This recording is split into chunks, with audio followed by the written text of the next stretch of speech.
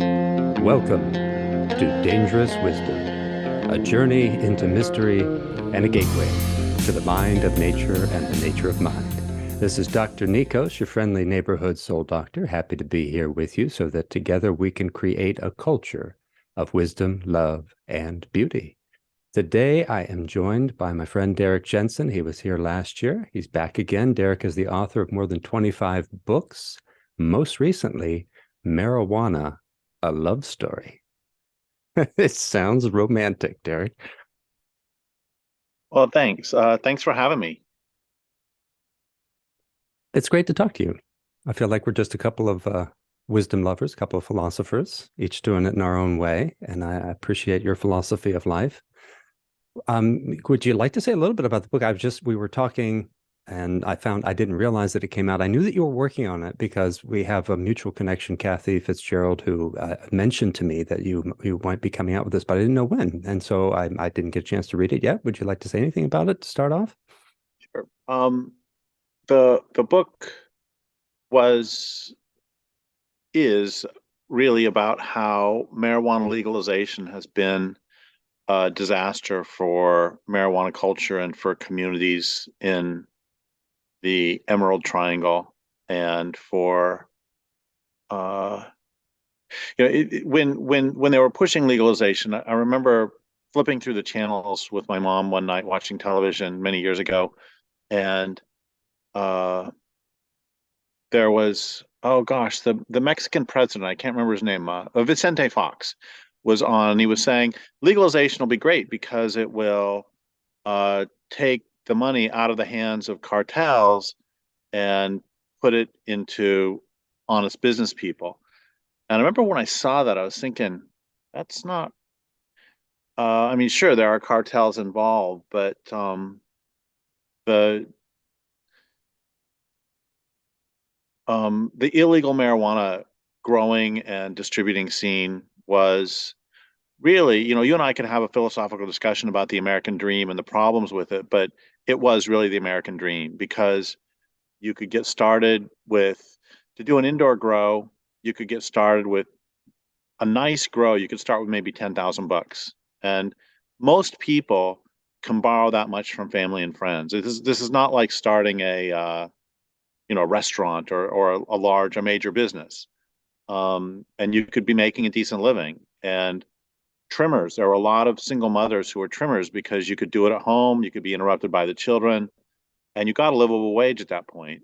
Trimming used to be $250 a pound, and that has completely collapsed. Everything has collapsed. So basically, what the book started to be about was an examination of a process that we've seen so many times of the destruction of cottage industry in favor of the centralization of ownership. So by now, it's like three owners or four owners own the majority of the um, marijuana output in Washington State. Same with Colorado. California is pretty close to there. So when they actually passed the legalization, I was talking to an attorney about this and said, how much would it start? How much would it cost to start a uh, a legal above ground dispensary? And he said, if you don't have $250,000 in cash, don't even bother. That's cash. That's not even in a bank. And so obviously, you know, mom and pop are not going to be able to start that. And again, mom and pop could easily start. All you needed to become a marijuana grower was, like I said, if you're going to do indoor, maybe 10,000.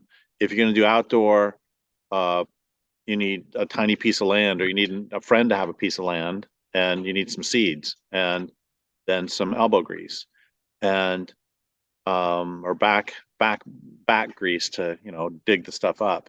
Anyway, and if you want to be a distributor, all you need is a friend. All you used to need is a friend in Chicago, uh, a car that can make it there that has both taillights working, and enough gas to go there and back.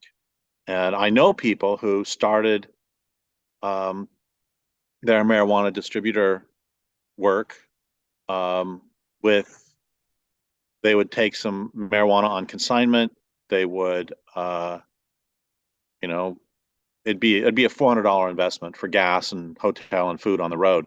So again, we can have a larger discussion of whether the American dream is any good, but as long as we're living within this capitalist system, this was like, I know a guy who was an independent mycologist. And I mean, can you imagine trying to make a living as an independent mycologist?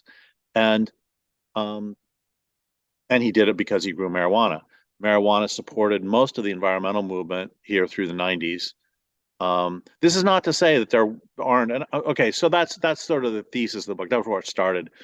And then also, I have to say, I don't use drugs. I've never had alcohol. I don't drink any caffeine except when I'm trying to stay awake if I drive long distances, and never used any illegal drug. And um, I remember the first time I tried marijuana because I was in some serious pain with Crohn's disease. I was at a friend's house who is a stoner, and I asked if they had anything for the pain, thinking they might give me a Vicodin or something. And she handed me a marijuana cookie. And this is going to mean nothing to people who have never done this, and this will mean a lot to people who have. I had no clue. She gave me an entire marijuana cookie for someone who has never been mind altered in any way. And um, I oh, and then we drove somewhere. I got behind the wheel of a pickup, and pretty soon I'm completely stoned out of my mind. I have to pull over, and I'm completely dissociated.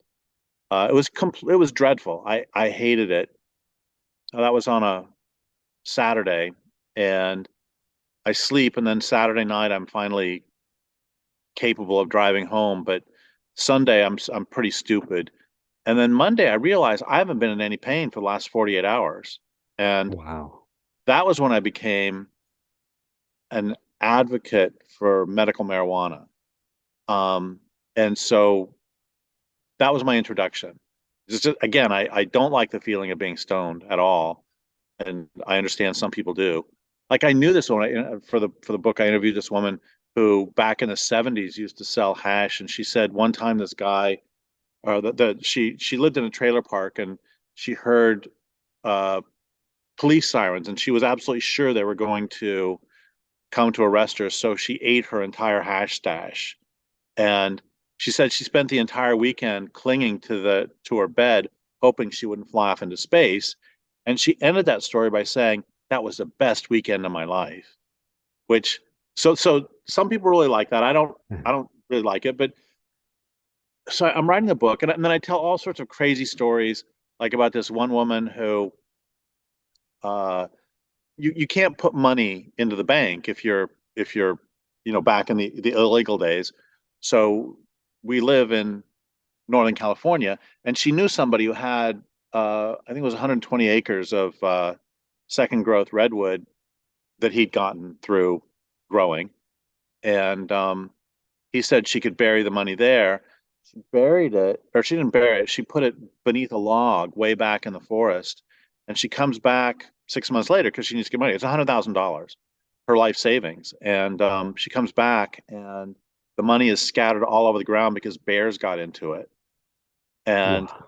they didn't steal it. And fortunately, the forest is so thick that it none of it blew away. But it was all muddy. So she sees it. And it's like, oh my God, what has happened to me? There's lots of stories like that, or lots of stories of theft. It's very interesting. We can talk all we want about how we don't like cops, but in an underground market, a lot of trust is required, and there is a lot of theft. And uh, ways develop to try to mitigate the theft that often include um, violence or threats of violence, or having to walk away from losing a boatload of money because somebody ripped you off. It's so I explore all that. I tell a whole ton of stories, um, and then also I go into the ecological, not just ecological, but the social sort of social, and then also evolutionary history of marijuana. It's very interesting. So one of the questions I asked in the book is, how is it that that we developed receptors for something that this plant produces like this? And it ends up that's the wrong question, because it ends up that the endocannabinoid system in the body is like, I don't remember if it's 300 or 400 million years old. And marijuana is about 36 or 39 million years old in terms of evolution. So the truth is that the plant developed something to which we respond. It's not that our bodies develop something to which the plant produced. And so I go into all that history. How did we first perhaps discover using it? That the uses of both hemp and marijuana. So separating, hemp would be cloth, everything, sails, the ropes on the tall ships were all made of hemp. Um, so separating hemp use from sort of what began as ceremonial and soon turned into recreational use, by smoking or filling an incense bowl with it and then covering your whole body with a tarp and inhaling the fumes. Um, that was noted by, I don't remember who, it was some ancient Greek guy, was noting that about, I think, the Scythians or some people living northeast of Greece. Um, so there's a long, long history with it. I go through all that. And what I was realizing, the reason it's called Marijuana Love Story is because I wanted to write it with the tone of a thriller. I start off with I'm driving, or I'm riding in a car, and there's, 6 pounds or 8 pounds of marijuana in the back, and a cop pulls up behind us, and I'm all nervous, and so it starts off with sort of that thriller tone. I wanted to write it like a thriller, but then I realized about three-quarters of the way through that really it didn't have the tone of a thriller. It had the tone of a romantic comedy, and I was using a lot of the sort of cliches of the romantic comedy style. So I start off with completely mismatched pair, which is me and marijuana. I've never drawn a drug in my life. I don't like drugs. I don't like that whole culture. Very. So we start off with the mismatched pair, and then for a time, the second chapter, I start off talking about how for a time I was the worst grower in the world. So I'm completely inept, and that's how the romantic comedy goes. Is that at least one of the partners is completely inept at the courtship, and then over time, I get to know, and I end up falling in love with the plant. And the way the book ends is with just being in love with all of evolution and all of, I mean, it's extraordinary how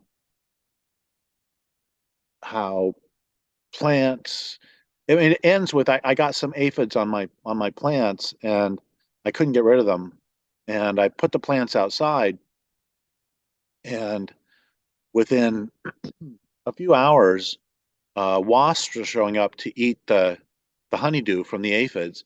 And then after a few hours more, after about a day, uh, all these tiny little black dots are on the leaves.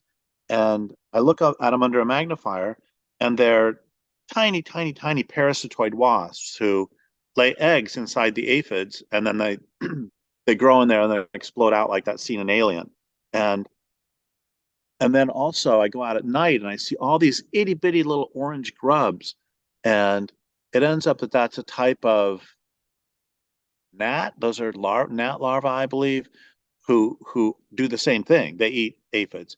And what happened is the plant is sending out all these signals saying, "Hello, everybody, can you please come help?" As 911, I need some help. Got aphids all over. Please come eat them. Or maybe it's announcing a buffet. I don't know. I mean, I don't know what exactly the message is, but it's sending out messages that are being received. I'd never seen these itty bitty wasps before, and it's just, and then aphids are like, I'm making up the number again, but they're like 200 million years old. So I'm standing in front of this plant that has an evolutionary history that goes back 36 million or 39 million years, and then there are these aphids that go back, I think they emerged right after the dinosaurs. So however long ago that is. And I'm just sort of in awe at evolution and all the wonders of, and so that's where the book book ends with this, and that's why I call it a love story, because it ends with just being in love with evolutionary processes and plants. And this is so true for so many growers. I know, I mean, I live in Northern California, so I know lots of growers. And so true. Yeah, there are certainly growers who are only in this for the money. There are all that. But I talked to so many growers who would they were profoundly in love with the plant. And it's not because, and a lot of them didn't even smoke, it's just, and you can say the same thing. I mean, there are some people who just love tomato plants, and some people who just love orchids, and some people who love, um, my mom loved house plants in general and flowering plants in general. And it's it's the same thing. This is just so it becomes just an opportunity. So two main things going on. One of them is that the ability to make a living. I interviewed one woman who said that uh, the thing she loved about this plant is it allowed her to stay home as a single mother and to make a decent living at home uh, with raising her child by herself. And that ability to do that is gone. Uh, Prices have gone from before Prop 215 in California, it was about 4,000 a pound, and then it went down to 3,000 a pound with Prop 215. And with legalization now, last year I was seeing some pot for $100 a pound. And I mean, there's no way. A lot of people said the break even point for a small grower who doesn't have economies of scale is $800 a pound. Um, so what this really is it's the interesting thing, or one of the interesting things is that and thanks for letting me talk about it. I haven't done many interviews on this. The One of the interesting things about it is that illegalization, the pot being illegal, made a barrier to economies of scale because you can have a grow room in your garage or in some small area and nobody's going to notice, but you're not going to have entire city blocks of greenhouses. And there is at least a chance if you have this huge 50-acre grow outside or something that there's a chance the cops will see it and seize your operation. But now you can legally have entire city blocks and you can legally have large ones. And so, and we all know what economies of scale does to small growers. I mean, this basically the story I'm telling on that part is the same story as the Luddites, being put out of business by the early capitalists with their independent weaving. And then later, it's a story of how big ag took over family farmers from the 40s on up. It's a story of when the organic standards were put in place it's a really good analogy with the organic standards, because when the organic standards were put in place in the 90s, just from the outside, it's like, yeah, there should be standards. This is great. The problem is that in order to be certified as organic, you had to go through certain processes that would cost hundreds of thousands of dollars. And so big corporations are able to do that, no problem. Some small, 10-acre family farm or 15-acre family farm, there's no way they can afford to just toss in a couple $100,000 to get certified. So it drove them out. I was actually on some working panels of family farmers and animal rights activists and environmentalists trying to figure out what to do about those standards. And we were all opposed to them, which is weird because you'd think we would be in favor of. It's the same thing with the legalization. Yeah, who could be against? I mean, it's terrible that people have spent decades in prison because they have a plant. I mean, that's ridiculous. So it's really analogous that on the surface, legalization is a great thing, but what it does really is the same as all these other stories. It's the same story of independent bookstores being driven out by first Borders and Barnes and Noble and then Amazon. It's This is what capitalism does: is slowly or not so slowly drive the independence. It's the story of capitalism is the story of consolidation. So one story in the book is that. The other main story in the book is sort of me falling in love with the plant and talking about its history, talking about I go, and because it's me, I go off in all sorts of directions. Like I go into a little history of smuggling. Some of the first documents, or some really old documents from ancient Mesopotamia, are of uh, how how people could figure out how to smuggle tin to get by the customs agents. Because even back then, they would charge you when you cross the border, when you come into the city. So uh, either A, you can take the back roads, in which case you're going to run into bandits, or B, you can put the tin in your pants, is what this ancient Babylonian or ancient Mesopotamian thing was saying, which is really interesting because, of course, that's one of the primary ways people smuggle stuff into prisons is in their underwear. So, the more things change, the more they stay the same. Anyway, that's a quick overview of the book. Yeah, wow, that sounds delightful. And I think it's so interesting. Well, I mean, for one thing, we're talking about this on International Workers' Day, which people in the US don't necessarily think of as related to unions. In fact, it's just May 1st, right? That's okay. It's May 1st. And that was deliberate because the what sparked really May 1st happened in Chicago, the Haymarket riot. But then there's this deliberate effort to cut us off from other workers. And you were just talking about this the way capitalism moves, and the part of the issue in Chicago in particular was, of course, Cyrus McCormick's plant to making farm machinery. They had mechanized the ironworking, and the ironworkers union were very powerful at the time, and so there was tension, and they had declared that May 1st was going to be 1886 was supposed to be, that's it, we're going to have a law for an 8-hour work week, which we all take for granted now. We have no idea that unions really produced this result for us, that people were working 10 to 16 hours a day, 6 days a week, kids were working, and that the unions are really, and in fact, there's Richard Lewontin, biologist, he argued that, if you really weigh it, the biggest advances in human longevity are really due to unions, because for most things that people, there are two issues. One is that the dominant culture we got dirty historically. So we had like a problem with basic hygiene. So he said, okay, once you put that in, then anything that normally you could get sick from, you could recover as long as you're not working 12 hours a day, 6 days a week. Otherwise, it was going to kill you. So the flu could kill you. Now you get the flu, you stay home, and so it's just interesting to think about that. But it's also interesting to think about how it cuts us off from, this is the alienation that Marx is talking about. You're talking about the love affair with a plant, which you cannot get once you capitalize it. Once it turns into a capitalist enterprise, it's just an object, and it gets degraded along with the rest of the world. And this industrialized hemp, we don't even know what it is anymore, right? I mean, what is that? We don't have a relationship, and that's part of what it does. It alienates us from spiritual and ecological realities, where we're alienated from our own ability to love what we do and to working conditions of, I mean, you're mentioning people, of course, might have had a little grow room at home and they could still have that intimate relationship with the plant. But a lot of people were able to grow outside, right? To hide in the woods, you're taking a hike, you're connected. It's one of the reasons why loggers want to fight for logging, because they're outside all day in the woods. And whatever other issues we might have about how logging happens in the US, for sure, it's probably a lot better than a lot of other jobs where, you just don't even get to have that connection and be able to tell yourself that you're doing something productive and so on. So there's like so many threads, I think, that you're touching on. It's really beautiful.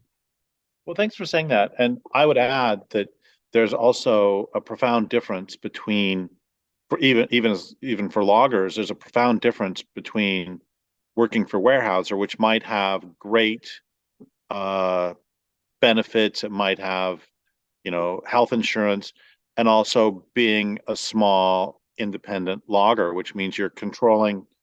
You're in, I mean, again, I am not, I want to be clear, I'm not valorizing the American dream as such.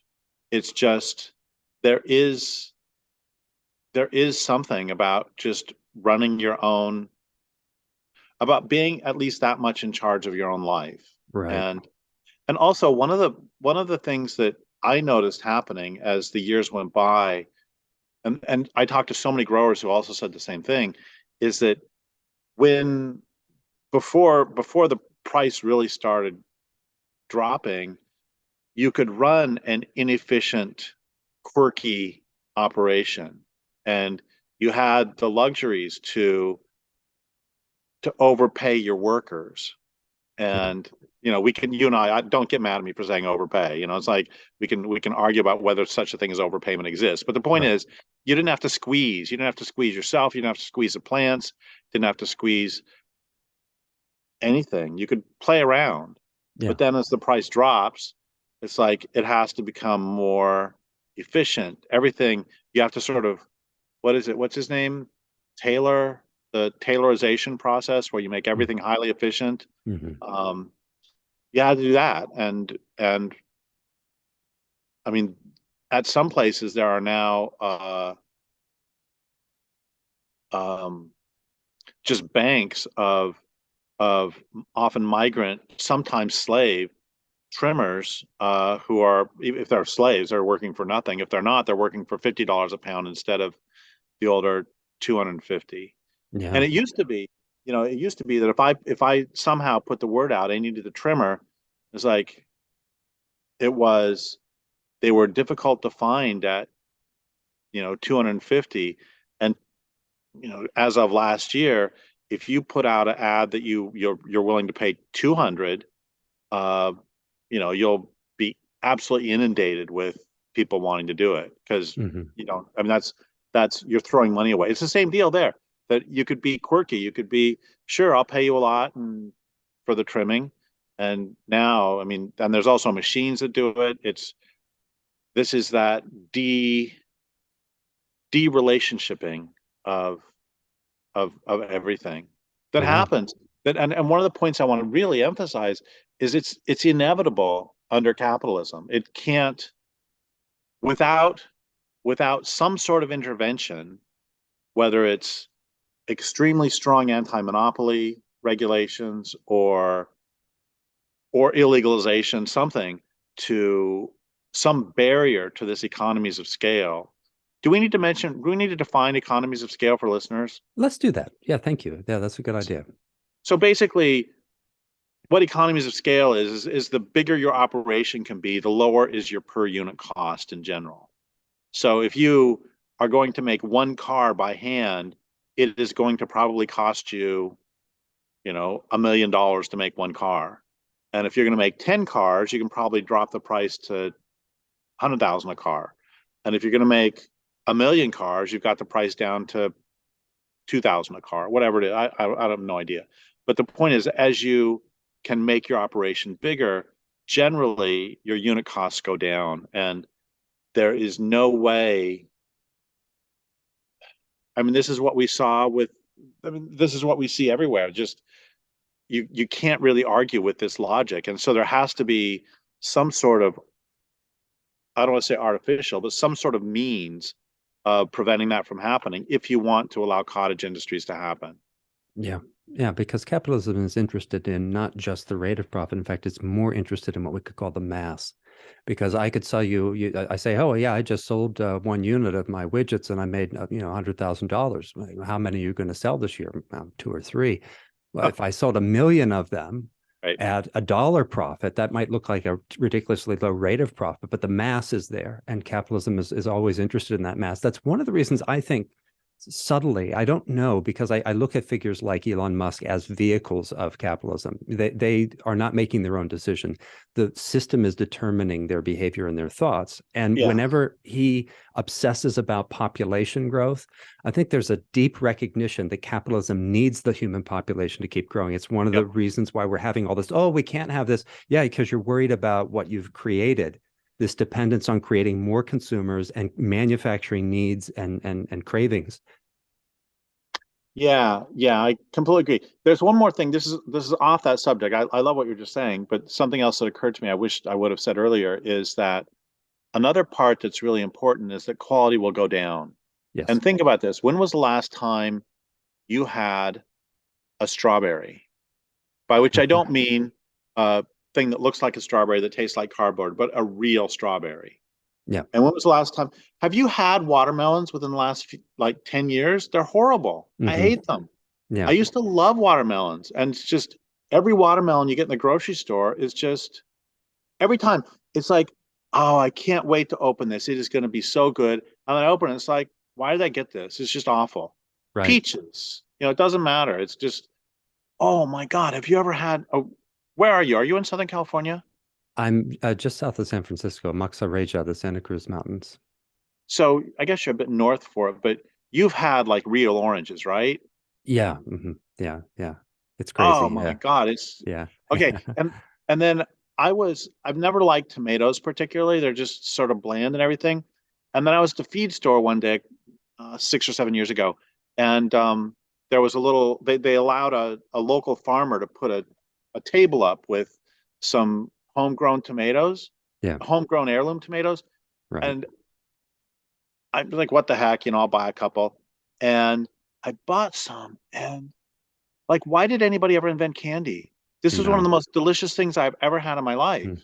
I all of a Absolutely. sudden understand why some people like tomatoes because Yeah. I'd never had. Oh, it's the same. I live in Northern California, and uh, until I moved here, I never understood what the big deal with berries is. It's like you buy berries in a store, and it's this overpriced bucket of Dreck.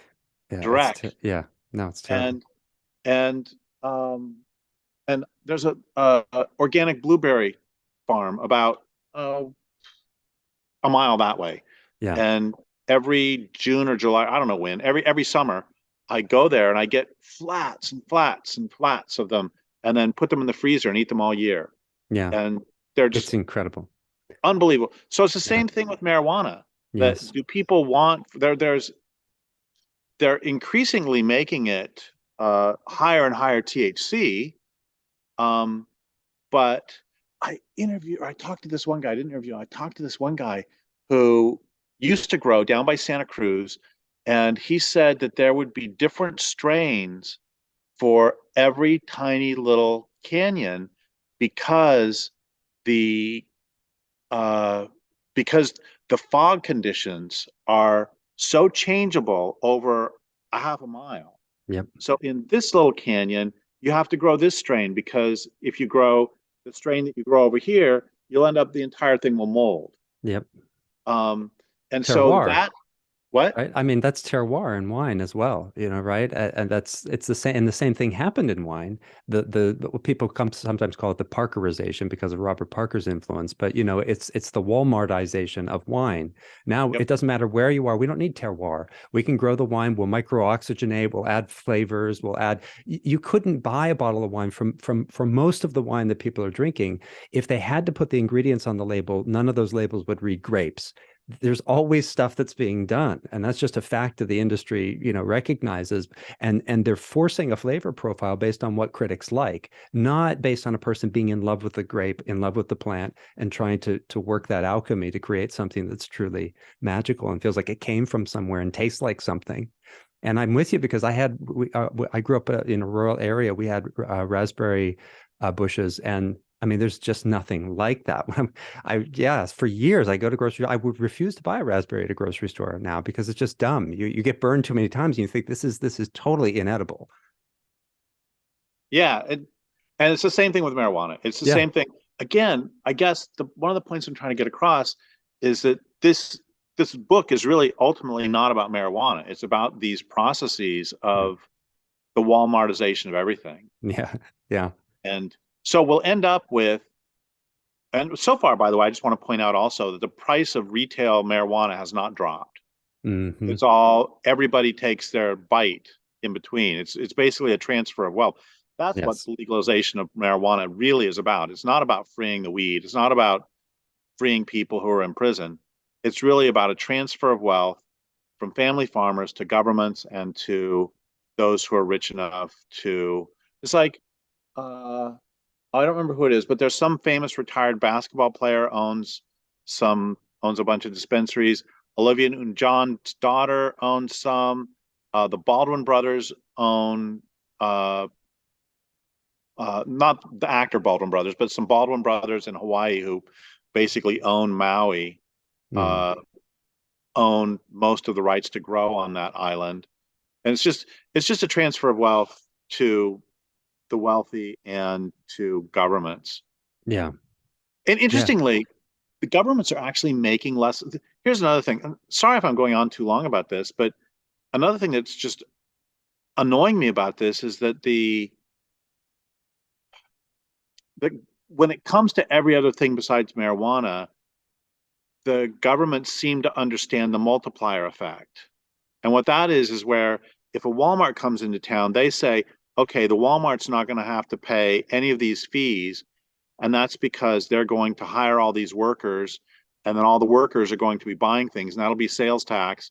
So we'll make it up in sales tax. That's called the multiplier effect. So I pay you, and then you pay your mechanic, and then your mechanic buys a ring for her boyfriend. It's like whatever. It's that's the multiplier effect.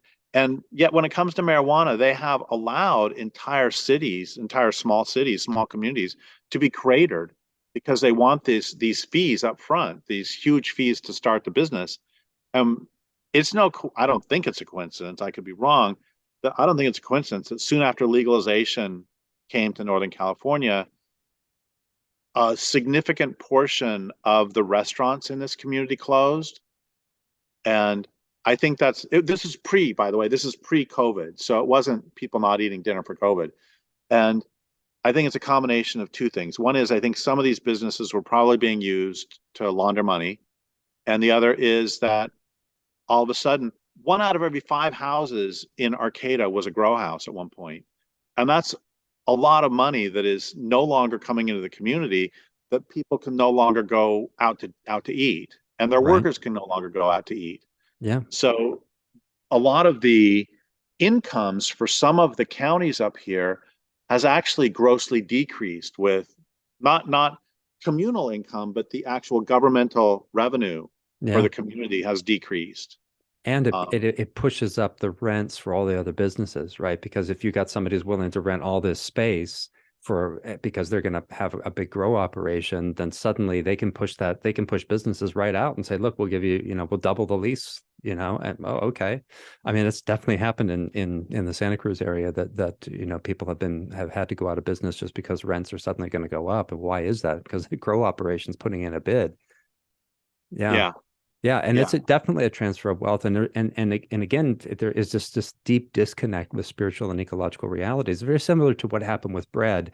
The story of bread, the industrialization of bread, is that when they figured out how to produce bread at industrial scale, they created these huge mills. They were just massive, massive things, and it pushed out all of the wheat germ. And they actually thought this was a great deal because when wheat is milled traditionally, it has a short shelf life because the wheat germ goes rancid. So people would, only buy wheat, if in the ideal circumstance, you only buy wheat for a week or two, right? And you go get more at the miller. And all the wheat germ is pushed out. Now you've got a shelf stable product that you can ship anywhere. Now, after they had started making bread for a few years, they suddenly realized something was wrong with the flour. Everybody was getting rickets. Well, because they pushed out all the nutrients. So now you had a bread that didn't have any nutritional value. Now, if you were wise or sane, at least, you would say, okay, I guess we can't do that. The industrialization process clearly has some deep problems, some flaws in it. But that's not what people said. They said, well, look, just throw synthetic vitamins back into it. And that's why Wonder Bread and why all these cereals have all the synthetic vitamins added, because otherwise we'd have to confess we're selling you something that's completely useless, has no nutrient value, because the capitalistic process squeezed that out. That's that alienation again of what should be nourishing. And it's arguable that bread is, okay, maybe it's not even a good idea, because a lot of people argue like, yeah, bread is, it has their problems, but we figured out how to eat it over the past 10,000 years. And it's not like it should be the only thing you eat, but at least it was able to nourish people to a certain degree. So I think it's similar. And then when you look at what's happening in Wait, I want to say a bread thing psychedelics. real quick. I want Oh to say a yeah, bread thing please. real quick, Yeah. which is that reminds me of something Lewis Mumford said about the people who built the pyramids. He said, you can say whatever you want about the conditions under which they worked, but at least they had fresh bread. Right. Anyway, sorry, go ahead. No, I'm with you. And but I was thinking also of how Peter Thiel's got this company where they actually filed for a patent on a compound that, basically is like psilocybin, but they claim that it's somehow unique and proprietary. And if you look at the patent application, and obviously people in the patent office might not have anything, that might not have no idea, they might have no idea, pardon me, what it's like to take a psychedelic, but they have written in their patent application, I looked at this thing, that the person may lay on a couch and there may be muted lighting and there may be music. They put all these things in there that would be a normal part of a professional therapist guided psychedelic session, and it's in their patent application, which means if if that actually gets accepted, then his company is going to be able to say, wait a second, what are you doing with muted lighting? That's ours. We've patented that when you're using psychedelics. I mean, it's ridiculous. So you have a mushroom that people could grow and could be in love with because maybe it has healing potential. I understand that's a very different thing than marijuana in a certain way, but these are still plant medicines and plant teachers that people love, Oh, and of they can course. have a relationship with, right? And see as a friend, as a teacher. Oh, I have a friend who sometimes gives me some well, now I said I've never taken any other drugs, but he sometimes gives me tiny doses, or he gives me capsules with tiny doses of a of some hallucinogenic mushroom. Like a And microdose, you mean? yeah, microdosed. Microdose, yeah. And Mhm. and the reason that I mention that here when you say that is that he grows them and then sends them to me, and I'm always like, look, can I throw you down a couple of bucks? Can I just, pay you for the trouble of boxing this up and sending it to me? And he sends me these. It's very good. It's very positive. He sends me these outraged notes back saying, if I accepted money for this, the mushrooms would hate me. It's like I can't, I could never accept a dime for this because I'm doing this because I love the mushroom and I don't want to put money associated with. And it's great. I mean, Yeah, I'm so yes, that he embodies that relationship with yeah, the mushrooms, that he basically is a uh, I don't want to use the negative connotations, but he's like a missionary for this mushroom. yeah. That in the best sense, Yes, yeah. he's a proselytizer. That Hmm. he just loves the mushroom. He has a wonderful decades long relationship with it, and uh, and also wants to share the love of this mushroom, and share the mushroom's love with anybody who is willing to enter that relationship, and he does not want to sully that in any way with commerce. It's Yeah. great. No, it is. And it's so interesting how this is happening not only in with marijuana, but there is this massive capitalist marshaling around psychedelics, and when they get taken over, I think we're not able to see all the subtle consequences of it. All right, Derrick Jensen, final thoughts before we let you go this time. We're going to have you back, but what would you like to say? Well, I think the the takeaway from this book is, for me, is that life is magnificent, and that it is complex, and that another of the things that's lost in the capitalization, commercialization of everything is, we talked about relationships and, people having relationships with mushrooms, with plants, but there's something else too, which is relationship with an individual plant, Mm. and the recognition that this particular plant, not this particular strain, but this particular plant is a living being, Right. and and its life is as valuable to it as yours is to you and mine is to me. And it's the same as true with the aphids. And it doesn't mean nobody ever dies. I mean, the aphids get, eaten by ladybugs. And what it means, though, is that it's so easy in and necessary under the entire economic system to just talk about pounds of marijuana, or board feet of timber, or tons of chicken, or whatever, tons of inedible berries. And that's that's useful economically, but it also is by definition destructive of relationship. And one of the things I want for us to try to remember, when I was younger, I read I and Thou by Martin Buber, and it's basically how you can have two types of relationships, I you and I it. And he says we can't be I you always, or we just explode. You can't go to Walmart and walk down the aisles and recognize that every single person is alive at every moment, or you won't be able to, buy your crappy berries. And at the same time, he says, but if you're only in I it relationships, you're not really, he would say a human being, but I would extend it. You're not a sentient being. And we forget all the time. What I want people to remember is that the world is alive, the world is wonderful, and the world is full of all sorts of beings who have entirely different evolutionary histories and entirely different experiences of the world, and it's all just beautiful. And no, I was not under the influence of pot when I thought of that, but I could be. Well, that's a wonderful way to think, though. I really deeply appreciate that. I appreciate your work, my friend. We'll let you go until next time. Thanks for being here. I look forward to doing it again. Thank you so much. Your questions are always great. All right. Take care.